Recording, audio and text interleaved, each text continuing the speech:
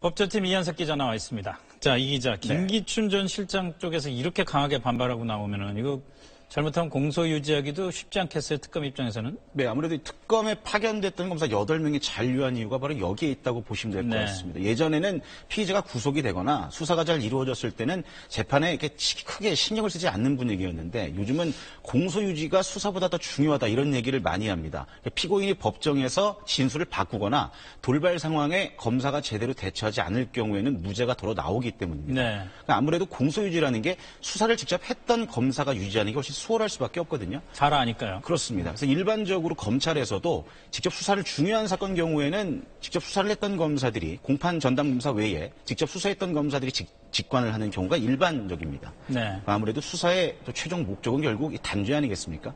대법원까지 유죄를 유지해 나가는 게 공소유지의 핵심입니다. 따라서 검사 8명을 잔류시켰다는 건 그만큼 특검이 유죄 입증을 위해서 얼마나 심혈을 기울이고 있는지를 보여주는 단적인 예다. 이렇게 이해하시면 될 것 같습니다.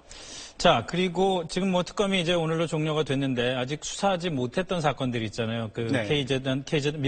미르재단과 K스포츠재단 관련해서 돈을 낸 기업들에 대한 수사. 네. 뭐 검찰로 넘긴다는 건데 어떻게 될 것 같습니까? 특검 이전에 검찰 단계에서 특별수사본부에서 국정농단 사건을 수사를 했었습니다. 네. 아무래도 수사를 지금 해봤던 검사들이기 때문에 이 특수본에서 사건을 넘겨받아서 검토하는 게 훨씬 수월하다 이렇게 판단을 한 것 같습니다. 네. 말씀하신 대로 특검이라는 게 시간적인 제약이 있지 않습니까? 그래서 결국 말씀하신 대로 삼성 이외에 롯데나 SK 같은 뇌물죄 수사를 진행하지 못했거든요. 그래서 아마 이번에 특수본으로 넘어오면 이 두 기업들에 대한 뇌물죄 수사에 주력할 것 같습니다. 그렇군요.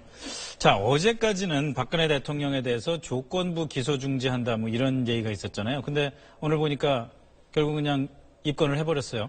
네, 특별히 뭐 그럴 만한 이유가 있었습니까?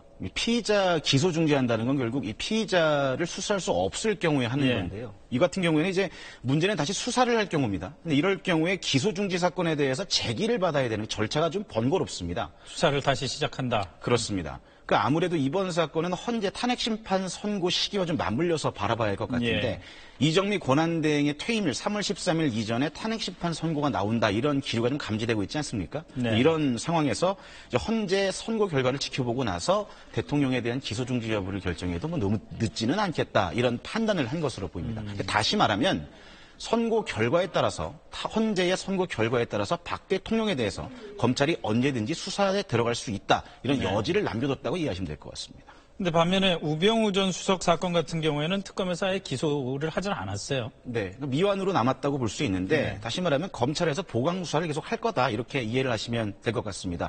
이 특검 수사의 제약이라는 게 시간적 제약 외에도 결국 이 국정농단 사건에 국한에서만 수사할 수 있게 돼 있습니다. 그래서 우 전 수석 민정수석 당시의 직권남용 혐의에 대해서만 수사가 이루어질 수밖에 없었죠. 하지만 검찰로 넘어오게 되면은 이 수사 범위에 제한이 없지 않습니까?